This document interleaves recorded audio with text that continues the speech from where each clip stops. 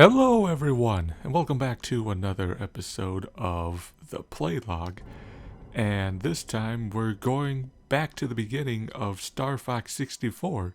If you were watching my channel about a year ago, then you'll probably realize that I already did like an episode of this game. But, you know, things have kind of changed a little bit, and I just kind of want to start all over again.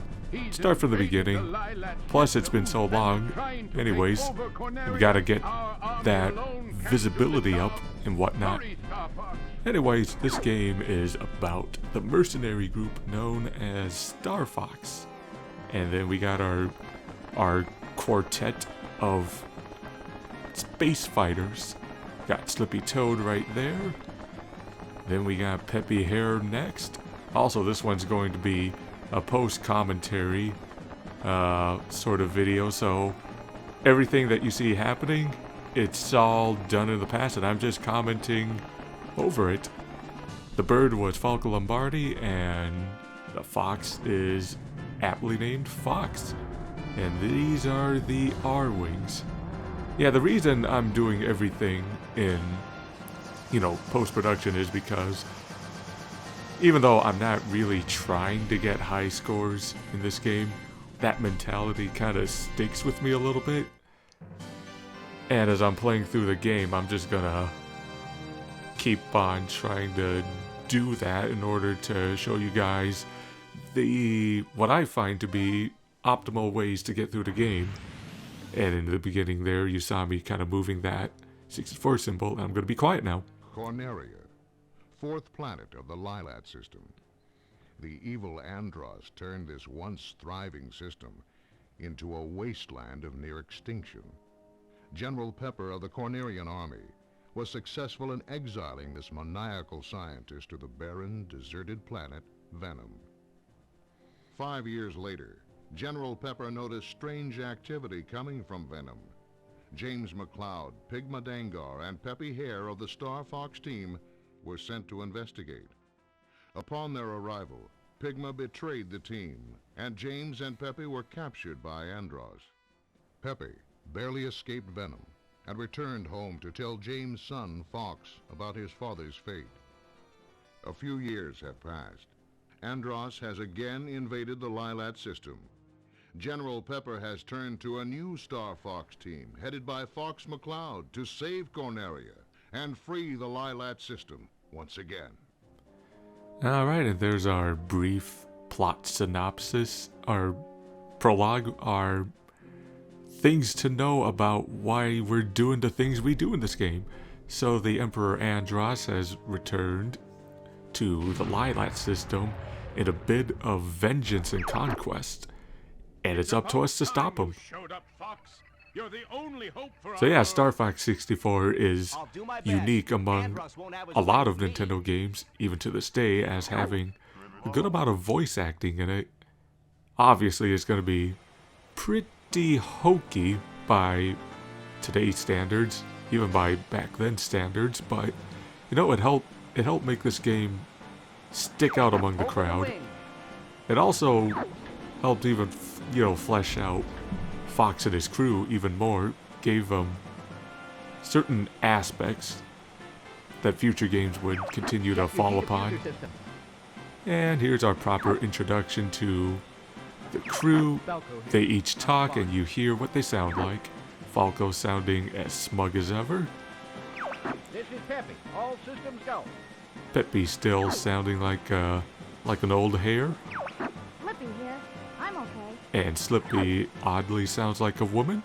I know they were going for a high-pitched voice, but anytime I hear the original Slippy's voice, that's what I hear. Alright, so we're just flying through. Do that sort of shot.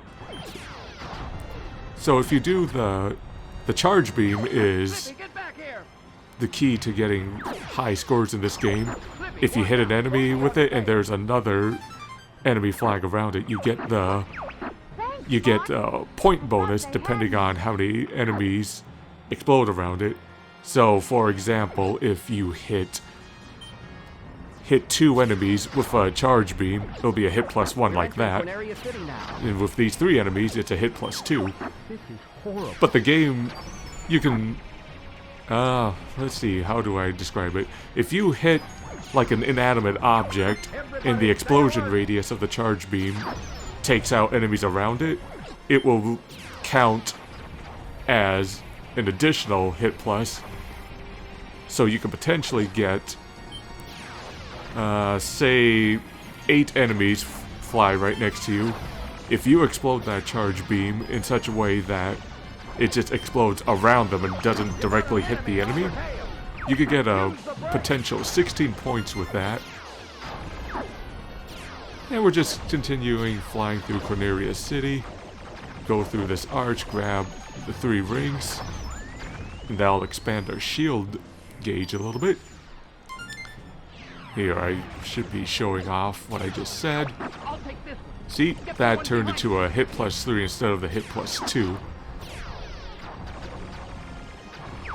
Something's wrong with the G diffuser. And yeah, we have the hyper lasers now. They are the most powerful version of the lasers the R-Wing can get. And we're collecting some bombs along the way as well to help make the next course that we're going to a little more bearable. Dodge that iron bar. Those enemies give off a whopping hit +5. Alright, so we're going to take the normal path first, and that involves us not going under these arches. Flying, Fox. See, I flew up above them. Then we're going to grab that, and you'll see the true boss appear right there, but we're not fighting him today. Or, we will, but not in this part of the video. We are instead going to be fighting Enemy robot. the more pathetic enemy, quite frankly. And his name is Granga. Or at least the mech's name is Granga. All range mode. I do not make up these names. These are the names that showed up in the 3DS remake. Alright, so first you're gonna see me try to do a trick, but I failed at it. I'm going to crush See, what I'm trying to do is, if you do a loop-to-loop beneath his legs and you successfully not manage to hit anything, you'll get a 1-up. I'll try it one more time, but then I'll fail. And we'll cut ahead to when I actually am able to succeed. So here it comes. Flawless. Alright, now that I got that out of the way, there is no reason for me to hold back anymore. You can aim for his legs and he'll fall down right on the spot. What's the big idea? Did not mean to shoot you, Slippy, but you shouldn't have flown in my way. Damn it. Oh, you're fine, Falco. And time to take him out. The backpack is his weakness, and he's gone. And with that, we have beaten the first stage of Star Fox 64 on Cornerium. We're heading out. All But we're aircraft not going to be report. completely done just yet. You did After it. we get through this pomp and circumstance, we'll be heading back to Corneria to face off against the true foe in this area. You okay over there, Fox? We'll let this play out a little bit. But yeah, you see our score tallied up. And our wingman's health is repaired based on how many points you got. And you also gain some extra lives based on how many points you got too. Like every 100 points you get an extra R-wing. And I got a medal there, and that's because I managed to beat the high score threshold. And you can tell you got it by that score meter on the right. See how it's all red right now? That means that I managed to pass the high score threshold, and that's how I got the medal. At the same time though, you need to have all of your wingmans alive in order to get the medal, so be sure to not let them fall. It's not too hard keeping them alive. And we went through the waterfall. We're taking out these little robot firebird things. Back off, Fox. And we stole Falco's kill. Missed that up a little bit, but it's alright. But we're about to face off against the final boss. Not the final boss. The true boss of this route. Incoming enemy from the rear. Drop altitude. Take Pepe's advice. Lower down a little bit, and here he comes. Enemy shield analyzed. Alright. So the trick to this boss is you just want to shoot the openings as he launches his attacks at you. And you'll see it's not taking down health just yet, but as we keep doing that, it'll give us the opportunity to lower his defenses. And now we can start laying on the hurt. And we can see that health bar going down real fast. We're Star Fox. And now we watch him perish. And yeah, that is the attack carrier I just took out. And he was left in awe at how fast we took him out. But you know, we're Star I was Fox, worried for a moment. the elite mercenary You're team. becoming more like your father. I say elite, but it had recently just been inherited by Fox McCloud, so it has yet to prove its name under Fox himself.